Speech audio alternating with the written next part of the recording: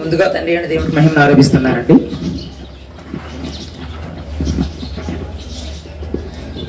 ఈ యవనస్తుల బైబిల్ తరగతి నిర్వహిస్తున్నాం. సాలూరు స్థానిక క్రీస్తు సంఘానికి,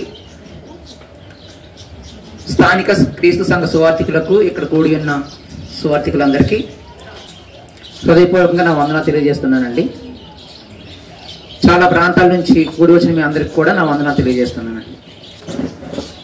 ఈ సమయంలో నాకు ఇవ్వబడిన అంశం ఏంటంటే సంఘములో యవ్వనస్తుడు అనే అంశాన్ని ధ్యానించబోతున్నాను. సంఘంలో యవ్వనస్తుడు ఎలా ప్రవర్తించాలి? మొదటి తిమోతి పత్రిక 3వ అధ్యాయము 15వ వచనం. అయినను నేను ఆలస్యము చేసిన ఎడల దేవుని మందిరములో అనగా జీవము గల దేవుని సంఘములో జనులు ఎలాగు ప్రవర్తింపవలెనో అది నీకు తెలియవలనని ఈ సంగతులను నీకు రాయుచున్నాను. దేని గురించి తెలుసుకోవాలండి? దేని గురించి తెలుసుకోవాలి? జీవము గల దేవుని సంఘములో జనులు ఎలాగు ప్రవర్తింపవలనో అది నీకు తెలియవలనని నీకు ఈ సంగతులు రాయుచున్నాను. ఎవరికి రాస్తున్న మాటలు ఇవి? తిమోతి గారికి పౌలు గారు రాస్తున్న మాటలు. దేని గురించి మాట్లాడుతున్నారు ఆయన? జీవం గల దేవుని సంఘంలో జనులు ఎలా ప్రవర్తించాలి అని మాట్లాడుతున్నారు. జనులు యవనస్తులు కూడా ఉన్నారు. ఈ యవనస్తులు ఎలా ప్రవర్తించాలి, జనులు ఎలా ప్రవర్తించాలి అనే మాట దేవుడు రాసి ఇచ్చారు అంటే అర్థమేంటి? సంఘములో మనకు నచ్చినట్టుగా మనం ప్రవర్తించడానికి అవకాశము లేదు. అవకాశం ఉందంటారా? దేవుని వాక్యం చెప్పిన తరువాత కూడా, వాక్యంలో రాయబడిన తరువాత కూడా సంఘంలో మనకు నచ్చినట్టుగా మనం ప్రవర్తిస్తాము అని అంటే దేవుడు ఏమాత్రము కూడా ఒప్పుకోడు. కాబట్టి దేవుని సంఘములో మన ప్రవర్తన ఎలా ఉండాలి అనే విషయాన్ని గురించి మనం ఖచ్చితంగా తెలుసుకోవాలి. పౌలు గారికి తిమోతి అప్పుడు చెప్తున్నారు, ఈ కాలంలో ఇప్పుడు దేవుని వాక్యం మనతో మాట్లాడుతుంది, యవనస్తుడినైన నేను సంఘములో ఎలా ప్రవర్తించాలి అని. దానిలో మొదటి పాయింట్, మొదటి తిమోతి పత్రిక 4వ అధ్యాయం 11వ వచనం. ఈ సంగతులను ఆజ్ఞాపించి బోధించుము. నీ యవ్వనమును బట్టి ఎవడును నిన్ను సరిపడతాడు. నీ యవ్వనమును బట్టి ఎవడును నిన్ను తృణీకరింపనీయకము. అంటే తృణీకరింపనీయకము అని అంటే తృణము అంటే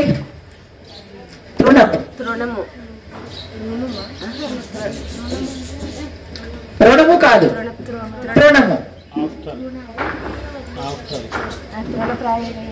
అదే తెలుగులో.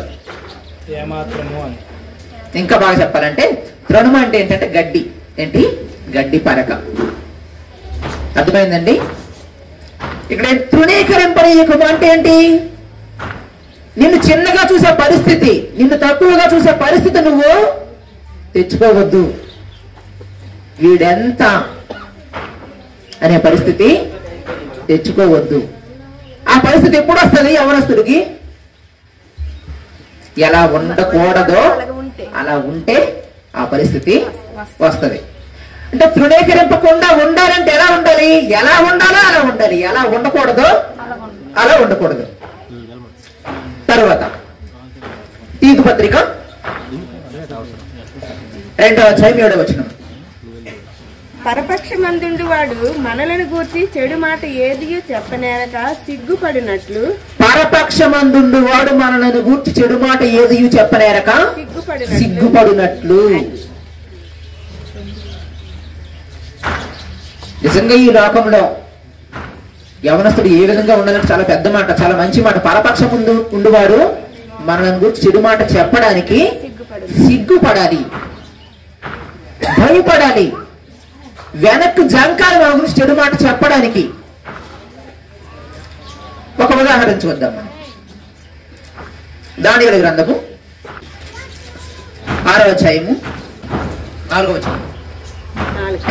అందుకు ఆ ప్రధానులను అధిపతులను రాజ్యపాలన విషయములో దానియేలు మీద ఏదైనా ఒక నింద మోపవలనని ఉండి తగిన హేతువు కనిపెట్టుచుండిరి గాని దానియేలు నమ్మకస్తుడై ఏ నేరమైనను ఏ తప్పైనను చేయువాడు కాడు గనుక దానియేలులో తప్పైనను లోపమైనను కనుగొనలేకపోయిరి. ఏం కనుగొనలేకపోయారు? లోపము తప్పు కనుగొనలేకపోయారు. కారణము 3వ వచనంలో మొదటి పదము ఈ దానియేలు అతి శ్రేష్టమైన బుద్ధి గలవాడై అని ఉంది. ఏం కలిగి ప్రవర్తిస్తున్నాడు? అతి శ్రేష్టమైన బుద్ధి కలిగి ప్రవర్తిస్తున్నాడు కాబట్టి ఏం దొరకలేదు?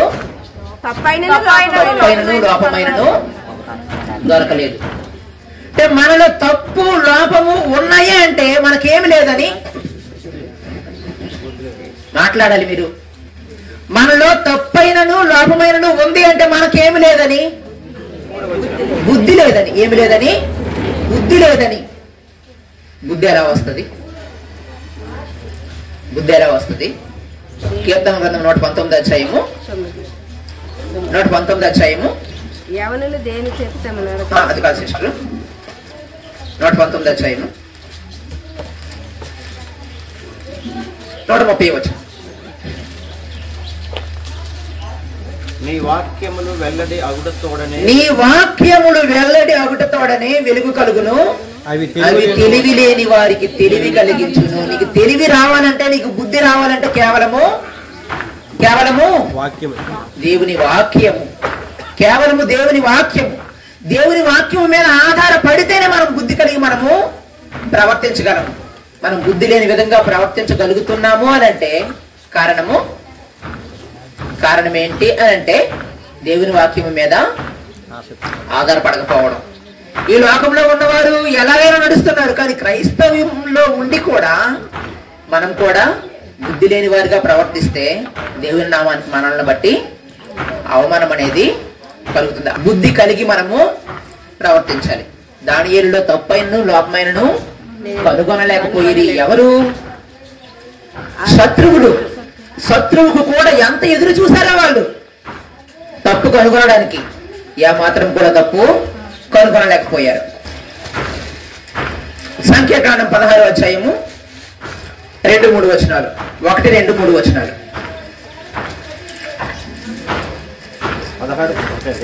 16:1 నుంచి.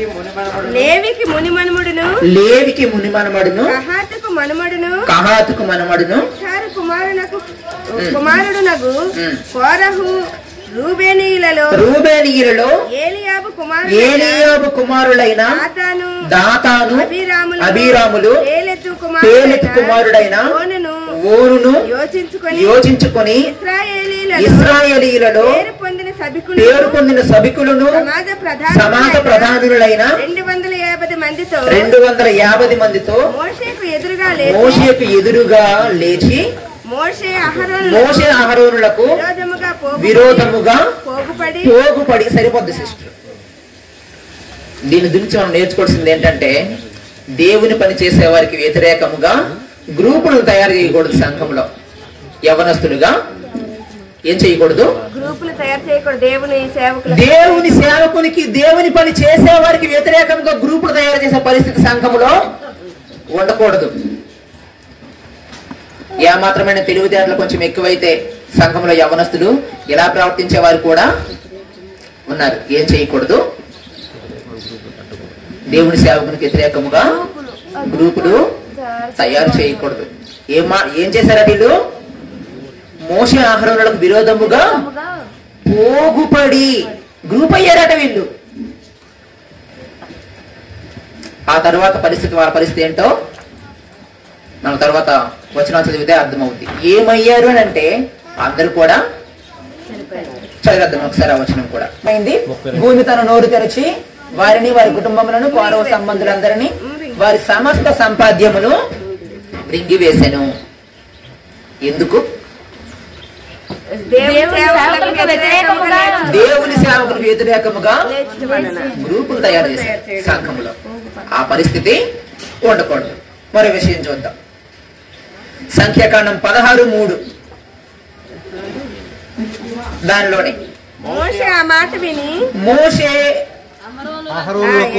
అహరోనులకు విరోధముగా పోగుపడి మీతో మాకిక పని లేదు, ఈ సర్వ సమాజంలోని ప్రతి వాడును పరిశుద్ధుడే, యెహోవా వారి మధ్య ఉన్నాడు, యెహోవా సంఘము మీద మిమ్మల్ని మీరెలా హెచ్చించుకొనిచున్నారనగా మోషే ఆ మాట విని సాగిలపడి. చాలా పెద్ద మాట అనుకున్నాడు. సంఘము మీద మనల్ని మనం హెచ్చించుకునే పరిస్థితి ఉండకూడదు. సంఘములో ఎవరు ముఖ్యము అంటే సంఘం కంటే ఎవరు ముఖ్యం కాదు. ఒకవైపు సంఘము, మరొక వైపు వ్యక్తి ఉంటే వ్యక్తి కంటే ఏది గొప్పది? సంఘము గొప్పది. ఆ విషయాన్ని అర్థం చేసుకోవాలి. తర్వాత 5వ పాయింట్. 4 పాయింట్లు ఏవేవో చెప్తారా?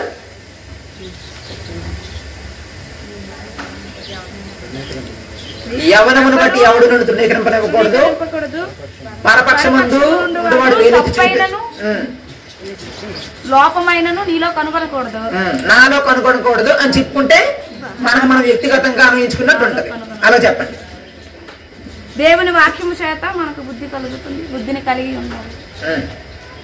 దేవుని పనికి సేవకునికి వ్యతిరేకముగా పోగుపడి ఉండకూడదు, గ్రూప్ తయారు చేయకూడదు, సంఘం మీద మనల్ని మనం హెచ్చించుకోకూడదు. 5వ పాయింట్. సంఘములోని స్త్రీ పురుషులతో నా ప్రవర్తన చెడుగా ఉండకూడదు. సంఘంలోని స్త్రీ పురుషులతో నా ప్రవర్తన చెడుగా ఉండకూడదు. అలాగే రాసుకోవాలి. నీ ప్రవర్తన చెడుగా ఉండకూడదు, మన ప్రవర్తన చెడుగా ఉండకూడదు అని కాదు. ఏమని రాసుకోవాలి? నా ప్రవర్తన చెడుగా ఉండకూడదు. వాక్యము నీతో నాతో మాట్లాడుతుంది.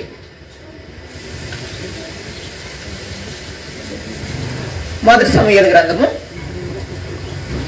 2వ అధ్యాయము 22వ వచనం. ఏలీ బహువృద్ధుడయను ఇశ్రాయేలీయులకు తన కుమారుడు చేసిన కార్యములన్నీ వారు ప్రత్యక్ష గుడారము యొక్క ద్వారము దగ్గరకు సేవ చేయుటకు వచ్చిన స్త్రీలతో సైనించుటి అను మాట చెవిని పడగా ఏం చేయకూడదో అది చేస్తున్నారు. ఎవరు వీళ్ళు? ఏలీ కుమారు, సేవకుని పిల్లలు. ఏం చేస్తున్నారు? ఏం చేయకూడదో అది చేస్తున్నారు. సేవకుడు ఏం చేయాలి? సేవకుడు ఏం చేయాలి చెప్పండి? సేవకుడు ఏం చేయాలి? తప్పు చేయొద్దు అని చెప్పాలి. నేను 4 చెప్తాను. ఆ 4 ఏదో మీరు చెప్పండి. సేవకుడు తప్పు చేయొద్దని చెప్పాలి. నువ్వెందుకు తప్పు చేసావు అని ప్రశ్నించాలి. ఎన్నయ్యే? 2. నువ్వెందుకు తప్పు చేసావు అని ప్రశ్నించాలి. ఇంకా తప్పు చేయకూడదు అని చెప్పాలి. 3 వాళ్ళు చెప్పినా నా మాట వినట్లేదు అలా అనొచ్చు. 4 తప్పుకు అడ్డుపడాలి. ఈ 4 ఏది కదా? ఏం చెయ్యాలి? తప్పు చేయకూడదని చెప్పాలి. చెప్తే వినట్లేదు ఏం చేయాలి? పాయింట్ ఏంటి? అడ్డుపడాలి. వచనం చదువు. సమూయేలు గ్రంథము అదే 3వ అధ్యాయము 13వ వచనం.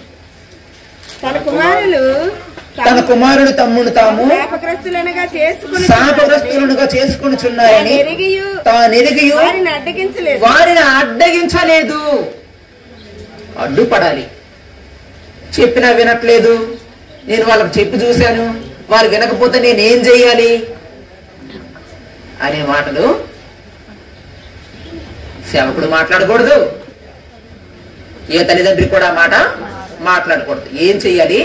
తప్పు చేస్తే, తప్పు చేస్తున్నారని తెలిస్తే తప్పుకు అడ్డుపడాలి. తండ్రి ఉంటుండగా కుమారుడు తప్పు చేయగలడా? తండ్రి పక్కన ఉంటుండగా చేయగలడా? చేయలేడు. వదలకుండా ఉంటే ఎక్కడికి విరిగితే అక్కడ వెళ్ళిపోతే అవకాశం ఉంటుందా? అవకాశము ఉండదు. ఏం చేయాలి? తప్పు చేయకుండా అడ్డుపడాలి. సంఘంలో యవనస్తునిగా నేను ఎలా ఉండకూడదు అనే విషయం గురించి 5 విషయాలు నేర్చుకున్నాం. సంఘంలో యవనస్తునిగా ఎలా ఉండాలి అనే విషయం గురించి నేర్చుకుందాం. ముందేం నేర్చుకున్నాము? ఎలా ఉండకూడదు నేర్చుకున్నాము. ఇప్పుడు ఎలా ఉండాలి. మొదట క్రీస్తుతో నా బంధం ఎలా ఉండాలి?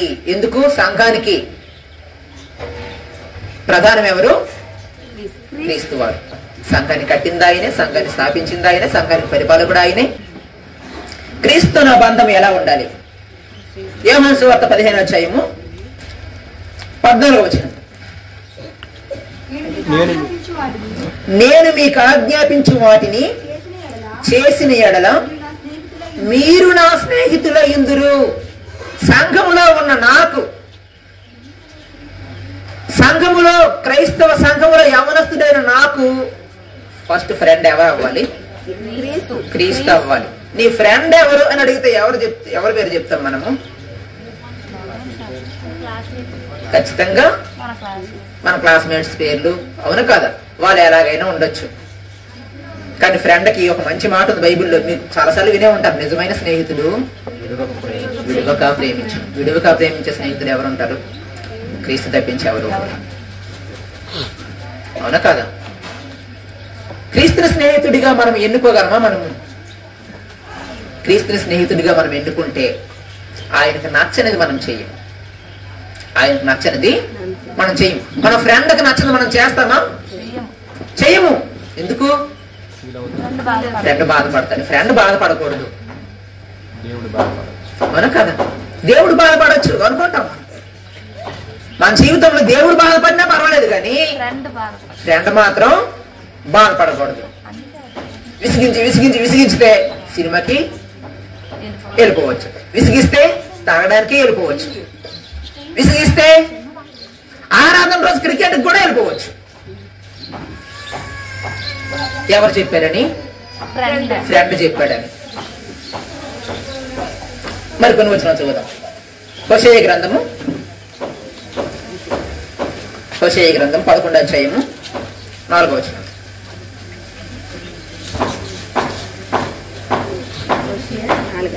హోషేయ 11:4. ఒకడు మనుషులను తోడుకొని పోవట్లేదు. నేను వారిని బంధించి ఆకర్షించితిని. స్నేహ బంధములతో నేను వారిని బంధించి ఆకర్షించితిని. ఏ బంధముతో? స్నేహ బంధములతో. ఎంత లోతైన పదము! స్నేహ బంధముతో.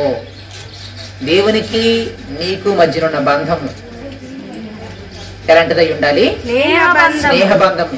దేవుడు నరుని స్నేహితుడు అని అంటాడా? ఎవరున్నారు చెప్పండి? అబ్రహాం. ఎవరు? అబ్రహాం. నా స్నేహితుడైన అబ్రహాము.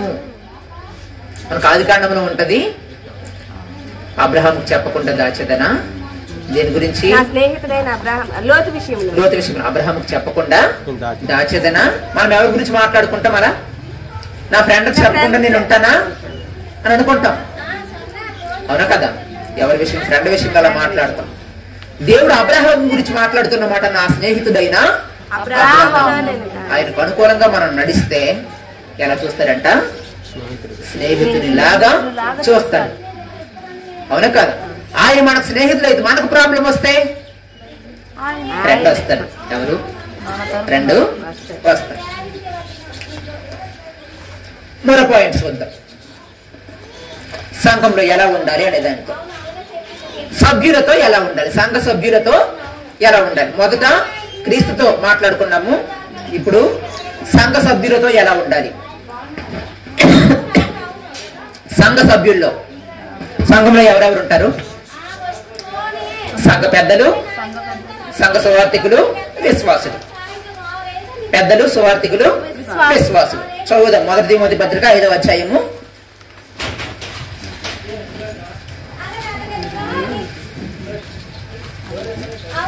17వ వచనం.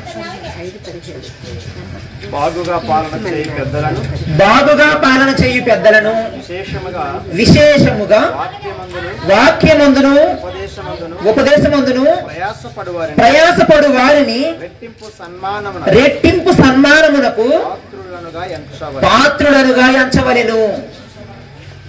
ఎలా ఎంచాలట? ఎలా ఎంచాలి? దేనికి? రెట్టింపు సన్మానమునకు పాత్రులుగా ఎంచవలెను. ఎవరిని?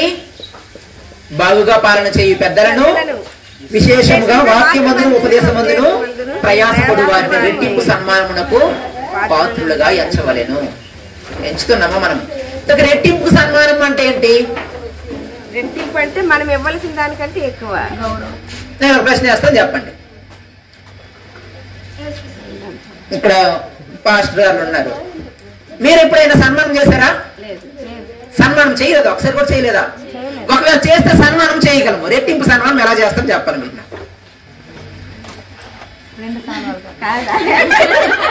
2 సన్మానాలట. ఇప్పుడు ఒక గ్రామం వరకే ఆయన పరిమితం చేసినట్టుగా తర్వాత మరి ఎక్కువగా రెట్టింపు సన్మానం చేయవలెను అని లేదు అక్కడ. రెట్టింపు సన్మానమునకు పాత్రులుగా ఎంచవలెను అంటే ఏంటి అని అంటే,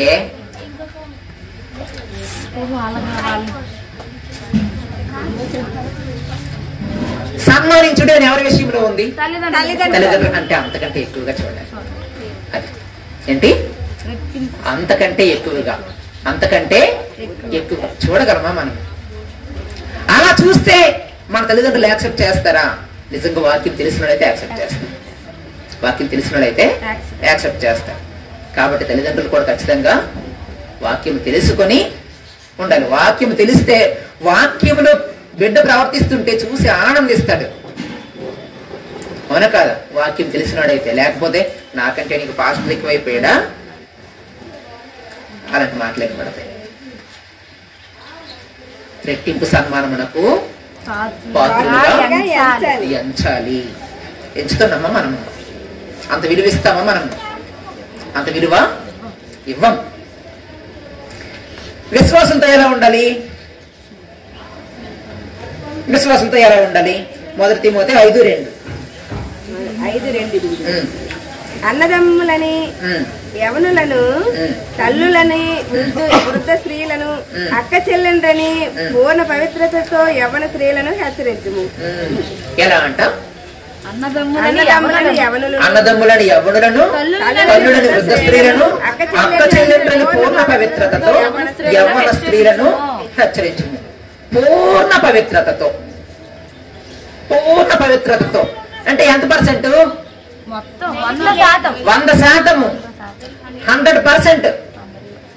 దేనిలో? పవిత్రతలో 100% ఉందా మనకి? ఉంటది మనకి. వాక్యం వింటూ, బైబిల్ పట్టుకుంటూ పూర్ణ పవిత్రత కలిగి ఉంటున్నామా అంటే అసలు ఆ పదానికే దూరంగా ఉంటాం. దేనికి దగ్గరగా ఉండకూడదు, దానికి దగ్గరగా ఉంటాం. దేనికి దూరంగా ఉండాలో దానికి దగ్గర అయిపోతాం. పూర్ణ పవిత్రతతో అక్క చెల్లెండ్రని, అన్నదమ్ములని, అలా ఉంటున్నామా మనం? ఆ భావన ఉంటుందా మనకి? ఇప్పుడు అర్థమవుద్ది అని అంటే సంఘం అంటే ఏంటో అర్థమైతేనే అర్థమవుద్ది.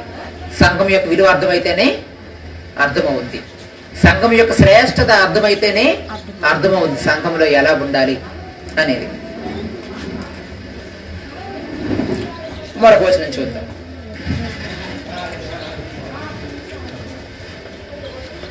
సామెతల గ్రంథము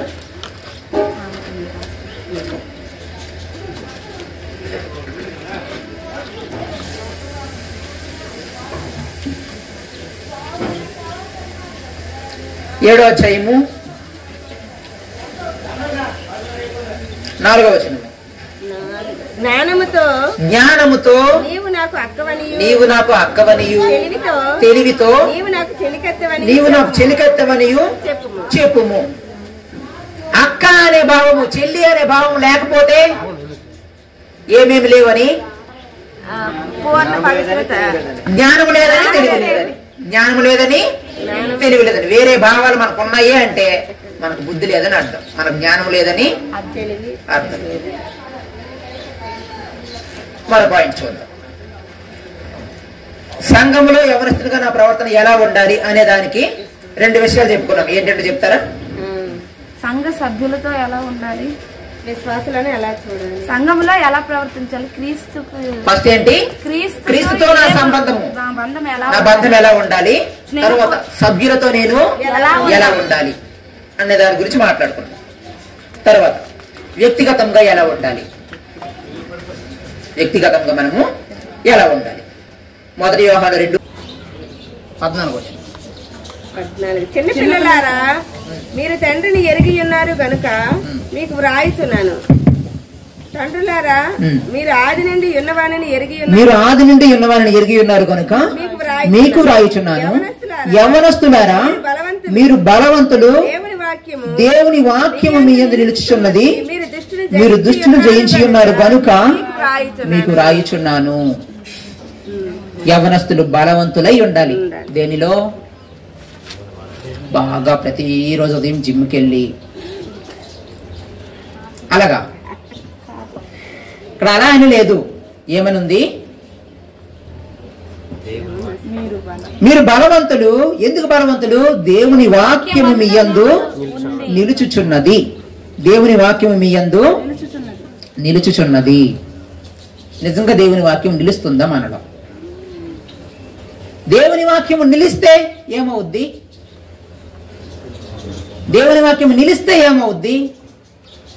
కీర్తన 119:11.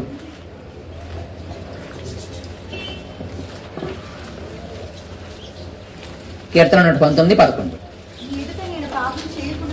నీ ఎదుట నేను పాపము చేయకుండానట్లు నా హృదయములో నీ వాక్యము ఉంచుకుని ఉన్నాను. నీ ఎదుట నేను పాపము చేయకుండానట్లు నా హృదయంలో నీ వాక్యము ఉంచుకొని ఉన్నాను. మనం పాపము చేయకుండా ఉండాలి అని అంటే లోపల ఏం పని చేయాలి? లోపల దేవుని వాక్యము పని చేయాలి. లోపల దేవుని వాక్యం పనిచేస్తే పాపం చేయడానికి అవకాశము ఉండదు. లోపల దేవుని వాక్యము ఉంది, లోపల మరొక మాట ఉంది. ఏం చేస్తాము? 2 ఉన్నాయి. లోపల దేవుని వాక్యం ఉంది, ఏం చేస్తాము?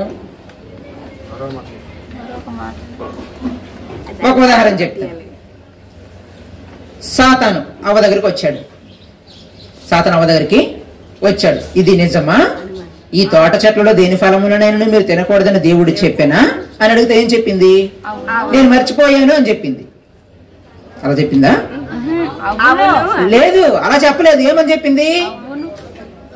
దేవుడు ఏదైతే చెప్పాడో దాని గురించి మాట్లాడింది. ఆజ్ఞ గురించి మాట్లాడింది. ఆజ్ఞ గురించి మాట్లాడిన అవ్వ ఎలా పడిపోయింది?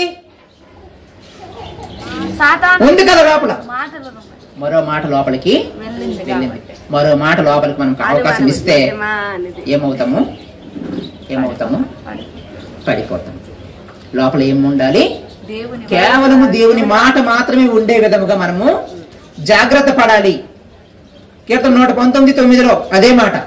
యవ్వనస్తులు దేని చేత సిద్ధపరుచుకుందరు ఈ వాక్యాన్ని బట్టి దానిని జాగ్రత్తగా చూసుకున్నట్టు చేతనే కదా. జాగ్రత్తగా చూసుకున్నటువంటి భూతద్దం పట్టుకుని బైబిల్ ఎదురుగా భూతద్దం పెట్టుకుని అలా చూడమంటారా? నీ హృదయంలో ఉందా లేదా చూసుకోవాలి. అది మాత్రమే ఉందా లేదా చూసుకోవాలి. నీ హృదయంలో అది మాత్రమే ఉంటుందా, దానికి మాత్రమే స్థానం ఉంటే పాపంలో పడడానికి అవకాశము ఉండదు. అలాగైతే ఏం చేయగలము అంటే దుష్టుని జయించగలము. దుష్టుని జయించాలంటే దేవుని వాక్యం మన హృదయంలో పనిచేయాలి. తర్వాత తీతు పత్రిక 2వ అధ్యాయము 7వ వచనం.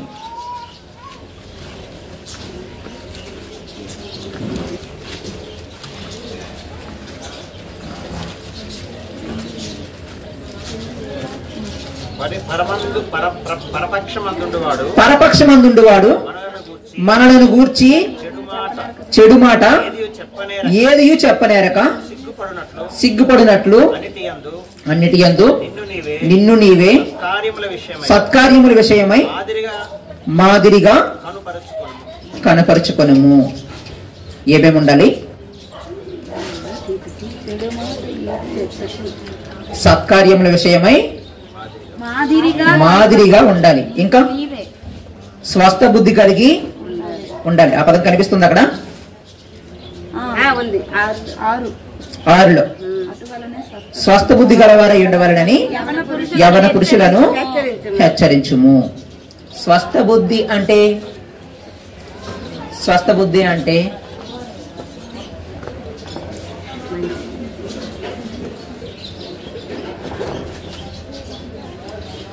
ఇంగ్లీష్ లో ఉంది సోబర్ మైండెడ్ అని ఉంది. ఏంటి? సోబర్ మైండెడ్ అని ఉంది.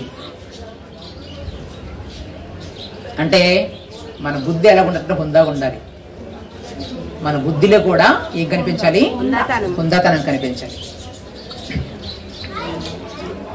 సత్కార్యముల విషయమై మాదిరిగా కనపరుచుకొనుము. అంటే మనల్ని చూస్తే ఏం గుర్తుకు రావాలి? మనం చేసే మంచి పని గుర్తుకు రావాలి. సత్కార్యముల విషయమై మాదిరిగా. సత్కార్యములకు నువ్వే మాదిరి అవ్వాలి. సత్కార్యములకు నేనే మాదిరి అవ్వాలి ఒక క్రైస్తవ యవనస్తుడిగా. తర్వాత 1 తిమోతి 4:12లో విశ్వాసులకు మాదిరిగా ఉండాలి. ఏ విషయాల్లోనూ? మాటలోను, ప్రవర్తనలోను, ప్రేమలోను, విశ్వాసములోను, పవిత్రతలోను. ఎన్ని విషయాల్లో? 5 విషయాల్లో. మాటలోను, ప్రవర్తనలోను, ప్రేమలోను, విశ్వాసంలోను, పవిత్రతలోను మాదిరిగా ఉండవలను. ఇంగ్లీష్ లో చాలా మంచి పదం ఉంది, బి ఎన్ ఎగ్జాంపుల్. అంటే ఉదాహరణగా నువ్వే ఉండు. దేనికి? నీ మాటకి, నీ ప్రవర్తనకి, నీ ప్రేమకి, నీ విశ్వాసానికి, నీ పవిత్రతకి నువ్వు ఎలా ఉండాలి? ఉదాహరణగా ఉండాలి. నిజంగా ఉండగలుగుతున్నామా మనం? క్రైస్తవ యవనస్తులుగా, సంఘానికి వెళ్తున్న వారముగా, బైబిల్ పట్టుకుంటున్న వారముగా ఎలా ఉంటున్నాం మనం? ఎలా ఉంటున్నాము? ఎలా ఉండాలని కోరుకున్నాడు దేవుడు? వినే ఉంటారు, జీవవాక్యమును చేత పట్టుకొని లోకమందు జ్యోతులుగా కనబడుచున్నారు.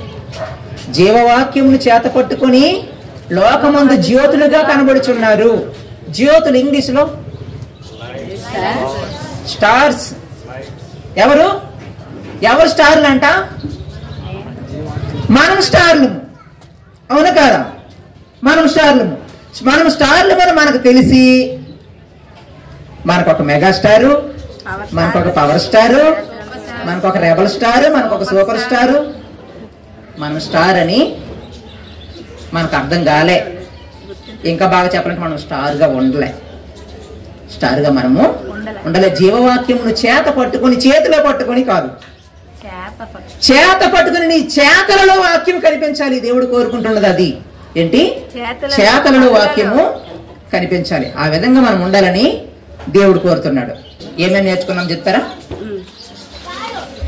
ఫస్ట్, సంఘంలో యవనస్తునిగా నా ప్రవర్తన ఎలా ఉండకూడదు అనే దాని నుంచి ఏ విషయాలు నేర్చుకున్నాము?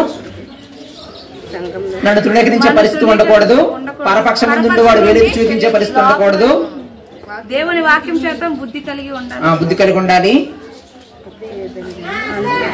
మన పాయింట్ ఏంటి? నాకు చెప్తాను, జాగ్రత్త వినండి. మన పాయింట్ ఏంటంటే సంఘంలో యవనస్తునిగా నా ప్రవర్తన ఎలా ఉండకూడదు, అది పాయింట్. దానికి 5 పాయింట్లు చెప్పాను. ఏంటంటే యవనమును బట్టి నన్ను తృణీకరించే పరిస్థితి ఉండకూడదు, పరపక్ష ముందు వాడు వేలుకు చూపించే పరిస్థితి ఉండకూడదు, దేవుని సేవకునికి విరోధముగా గ్రూపులు తయారు చేయకూడదు, సంఘంలో నన్ను నేను హెచ్చించుకోకూడదు, సంఘంలో స్త్రీ పురుషులతో నా ప్రవర్తన చెడుగా ఉండకూడదు. ఈ 5 పాయింట్లు చెప్పుకున్నాం.